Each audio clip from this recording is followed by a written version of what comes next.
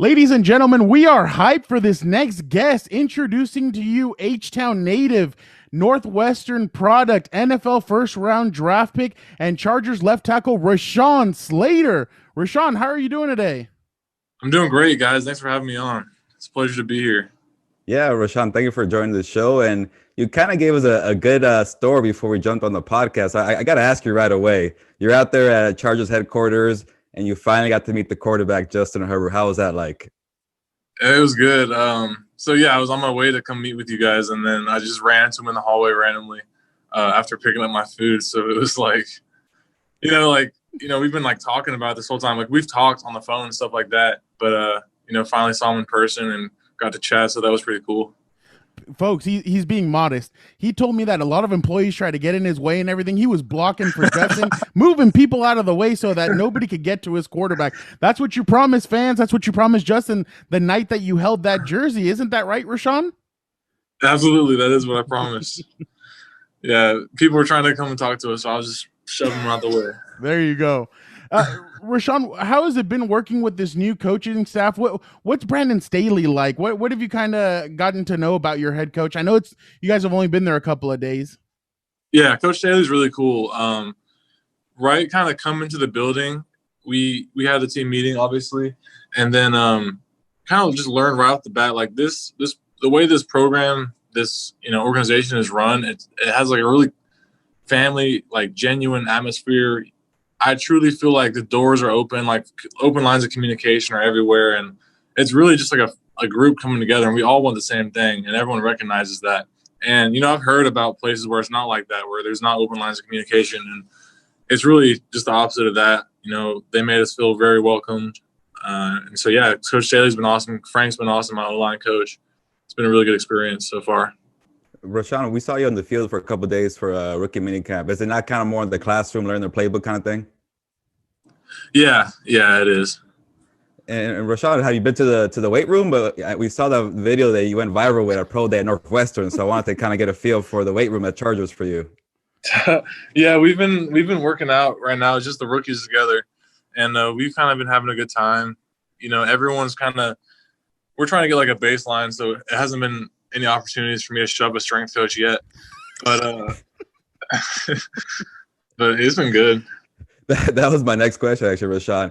I was going to ask you, who was that guy that you shoved in the video? And I'm guessing it's a strength and conditioning coach. Was that who he was? Yeah, it's his name is Matt Flannery. He's a man. He's the man. I love Coach Flan. After that video went viral, I had so many people. Everyone thinks I hate him, and he's like, I love that guy. But like, anyone who's like, if you ever been in that environment, you're at the gym, like everyone's like, it's a PR day out of college, so we're all just freaking out in there. Music's playing, and a lot of adrenaline. And so I told him not to slap me. He's like, hey, do you want to slap to get you going? And I was like, no, don't slap me. And then he slapped me. So I was like, all right. Man, he's lucky that there were students right there holding him, because if not, I think he would have gone flying into the whiteboards or something else. Yeah, I'm glad they were there too. So that was okay. But yeah, he's the man. I love Coach Flan. Okay, just want to make sure that was the first and only time you ever kind of shoved up. Yes, that was the only time. And that was a PR day that you got the PR on that set there. Yeah, that was a PR day. End of the summer, everyone's hyped. Yeah, we love it. How much did you enjoy your time at Northwestern? I mean, I've always heard really good things about Pat Fitzgerald. Do you think eventually he'll be a head coach in the NFL? Really, that's up to him. I think he definitely has the tools and the skills to be able to do that if he chooses to. But, all my communication with him ever since I met him has been that, he loves Northwestern. He wants to retire at Northwestern. And I don't know, anything could happen, I guess. But, I mean, he's definitely a fantastic coach. Players all love him. He does really good things in the Big Ten, especially considering, like, Northwestern's recruiting just isn't, let's be honest, like, it's not the same as a bigger schools, and he's able to do amazing things with it. So I think it's there if he wants it, but he likes it there. He loves it there. Yeah, Rashawn, it seemed like you enjoyed your time a lot there at Northwestern, but you opted out for 1 year. And before we got on the show, I was talking to Fernando about the questions I wanted to ask you, and he said I took all the good questions. So I'm going to do a two-part question here about your past year. First, I got to ask you about the Raising Cane sponsor. we love Raising Cane's. So I got to ask you, you got to be a Caniac combo guy. Is that what you get for this Raising Cane's? Yeah, there's got to be a Caniac combo for me. Like in high school, whenever I was trying to like put on weight and be a lineman, every single time we went out to eat, I don't know why my mom did this, but she'd always let me order 2 entrees, like everywhere we went. And so yeah, with Cane's is like the Caniac it counts as 2 entrees. Shout out to Mama Slater. Yeah, shout out Mama Slater. Okay, so when you say 2 entrees, that's just one, right? It's like a 6-piece, right? Not 12. Yeah, a Caniac is just so big. Like I get 1 Caniac, and it's fast food, but like, yeah, Caniac's great. Gotcha. We love it, Rashawn. And so my next part of the question was like, it seemed like that year that you opted out, you really kind of got things in order for NFL life away from the football field. You know, you got your agent, you got some sponsors, you got engaged. So how much did that year off kind of help you out to kind of, you know, get your life in order and get ready for football in the NFL? Yeah, I think it helped a lot, no doubt. You know, like you said, I got all those things kind of taken care of while I didn't have a season going on. And so I think in the long run, you know, I was able to fully focus on those things. Like it wasn't me trying to juggle a ton of things. And so I think I had that foundation to make good decisions. And then obviously, you know, with my engagement, like we've been together so long and there wasn't any doubt in my mind. But yeah, it's definitely been time to kind of get my mind right too for what's next. Rashawn, what are some of your off the field interests? I mean, I'm going to give you a little insight about some of your teammates. Joey Bosa loves anime. Justin Herbert loves briskets, making briskets. Keenan Allen does it all. He guitar. He does the piano. He sings. What are some of your off the field interests? Man, I wish I could sing, but I can't. But I like outdoors a lot, and so like this is obviously a great spot for me because I grew up fishing a lot. Oh, and we'd always catch like bass and catfish down in Houston. And so I'm excited to hopefully like get out on like into the Pacific and do some stuff fishing wise. And then, you know, I'm a gamer too. Played quite a few kind of variety, anything from like Minecraft to Warzone. So really a lot. And then, yeah, just like kind of hanging out, watching TV, just chilling. Any shows you're interested in right now? Any shows we should know about? You know, I'm waiting on the next season of Ozark. Just finished up The Boys. Just started Snowfall. It's pretty exciting so far. So there you go. What was it like growing up with a father who played professional sports? It was amazing. I never got to watch him play just because he retired when I was like 2. But you know, he was always my coach growing up, playing basketball and soccer and baseball. Like he had us in everything. And I think one of the coolest things is he never pressured us to like choose basketball. He pressured us to, you know, do sports, and I'm thankful for that. I feel like every kid who has a chance should try to do sports. But he never like tried to force us to be basketball players.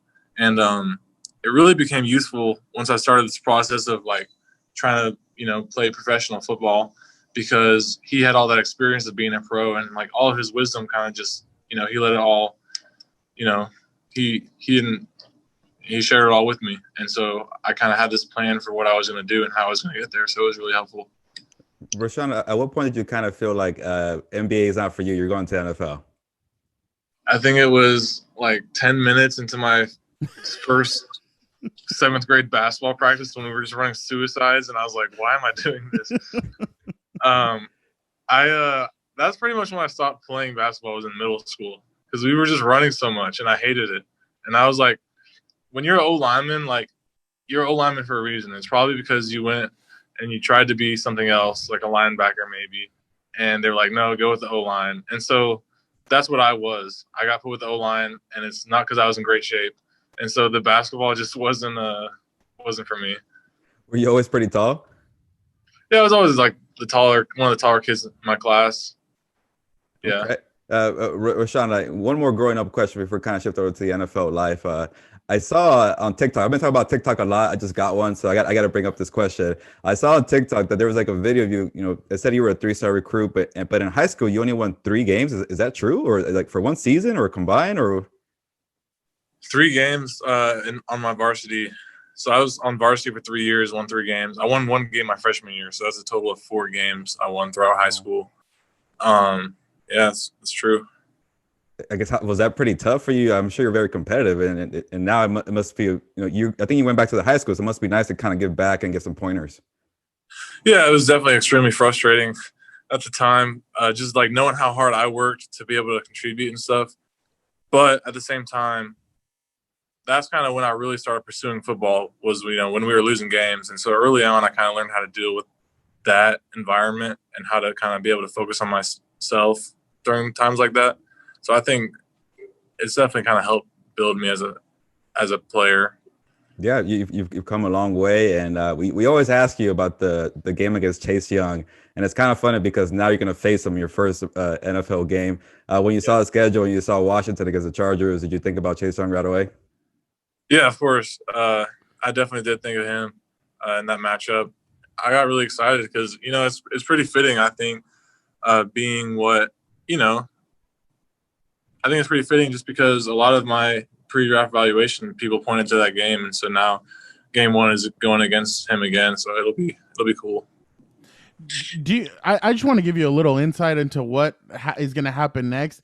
In a couple of weeks, you're going to have the veterans are probably going to have you during training camp do something like sing a song or anything like that. Do you feel like you're going to be okay with that? Do you feel like you can sing? Is there going to be is there a certain song you can sing or anything like that? Is there a Dancing? certain song? Yeah. I mean, okay, no, I'm not a dancer, so if it came down to singing versus dancing, I'll sing. But I mean, I guess it is what it is. Does it matter if I'm ready? That's awesome. Rashawn, when you were going through your pro day and all that stuff, when the media spoke to you, I mean, Gilbert and I were both on that call, and you said the Chargers are building something special when you spoke about the Chargers. What did you know before? I mean, before even getting drafted, what did you know about them, and what made this such a great selection for you and for the team? Yeah, I mean, how often do you get to come in and block for the the offensive rookie of the year? Like that in and of itself is extremely exciting for me. But not only is there that, but there's also this new coaching staff who I'm on the complete same page with. We have a scheme I feel like really plays to my strengths. I have a room of veterans who've been in the league for a long time, who I can pick their brains about anything. And so I just feel like I have all these tools around me, and we as a team, have all these tools, and we're just in a great spot. Rashawn, when the draft was going on and Panay gets drafted by Detroit, and then it starts the Chargers said, I mean, Tom Telesco told us that's when we started getting hope that Rashawn would be there for us. What was your mind going through, or what was going through your mind during that time where here comes Dallas and the Eagles trade, and then all this stuff? I mean, Gilbert and I were together watching this. We thought you were going to get picked up by Dallas. We were like, Dallas is just going to steal him away from the Chargers, but you end up dropping. I mean, what was going through your mind during that time? Yeah, I definitely thought I might have gone to Dallas too. It's funny because when you're in the green room pre-draft, you're watching the draft, so it's on TV in the room, but the walls are open, and so I can hear, Micah Parsons gets a phone call. I hear his room erupt. I'm like, okay, so they're on the clock. They just started screaming, so I'm not the pick. And it kind of that was it throughout the draft until I got picked. And I knew it tended to happen 5 minutes before it was their pick. And so, I was like, okay, I'm going to go to Dallas. All of a sudden there's 4 minutes left on the Dallas clock. I'm not going to Dallas. And then same thing for I thought I might go to Carolina or, the Giants or whatever. But once we started getting this range, I was like, okay, how awesome would LA be? Chargers. That was definitely a destination I wanted to go. I didn't know if I was going to go there, but I just, like I said, I already knew about how exciting that would be as far as, the weapons we have in place and how ready to go we are. And so I started to get really excited. And once the Chargers were on the clock, I got that call. It was a dream come true. Rashawn, was it hand in phone or phone in hand, phone on the table? Did somebody else have the phone? Where was your phone during that time when the Chargers were about to select and give you the call? It was in my hand, and I had it on max volume with vibrate on. And so a couple people Snapchatted me throughout the draft or texted me. And so my phone was in my lap, and every single time I got a message, I just looking down it was never a call or anything. So you had a sore neck after getting selected with all the head movement. Yeah. Rashawn, as you know, the draft process is kind of a crazy time of year, and everybody's nitpicking stuff. You know, you heard a lot about the arm size. You know, people are saying you got to have 34-inch arms. Did that bother you at all? And like when you got drafted, I like the confidence. You said, I'm the best technician in this draft. I'm the best, tackle prospect. Do you feel like people were kind of harping too much on that whole thing? Yeah, I think it's the thing that happens every year. So I kind of knew it was coming. As a player, you do everything you can to control what you can control. And, I can hang from a pull-up bar all I want, but my arms aren't getting any longer. But what I can do is like study technique and how to use my arms more effectively. So that never took away from my confidence, my arm length. Like I know I can play just fine. And my hope was that it just wouldn't affect the way teams saw me. And with the Chargers, it wasn't an issue. Yeah, No, go sorry, ahead. sorry, Fernando, I'll cut you out there, but I'm just really curious. I'm gonna get ahead of myself because there's one thing you told us after a rookie minicamp that the Chargers want to run the football, and people see Justin Herbert, and they want to see 50 passes per game. For the Chargers offense, is this kind of be a physical team, establish the run, and we'll get Herbert going kind of thing? Yeah, I'm not the OC or anything, but I think we definitely have the mentality. Rashawn, did you? It seems like the Chargers kind of selected players. I mean, and you're still getting to know some of the rookie class, but you said you had a chip on your shoulder when you came in. Asante Samuel Jr. said the same thing. He said, "There's not 7 corners better than me in this draft. I should have been selected one of the top corners." Do you feel like that's kind of what's happening with this rookie class? You guys are coming in with a chip on your shoulder in a sense. Yeah, 100%. Oh, did you see that, Gilbert? Yeah, he got intense right there. You got to hear. His eyes dropped. He I is hyped. Yeah. How excited are you to get now with rookie minicamp is about to pass, and then the veterans come in. How excited are you about getting to meet some more of the veterans and Brian Bulaga, Corey Linsley, some of these guys on the offensive line? I'm so excited. Just to be in person with them. Like, I've met him over Zoom. Like, we've done the whole, like, hello, like, introduction and everything. And, I've even talked to him, just, like, asking for advice on some stuff already. But having him in person is just going to be completely different. Handshake, dap up. What are we doing? I mean. Distance, man. Oh, my bad. Come on now.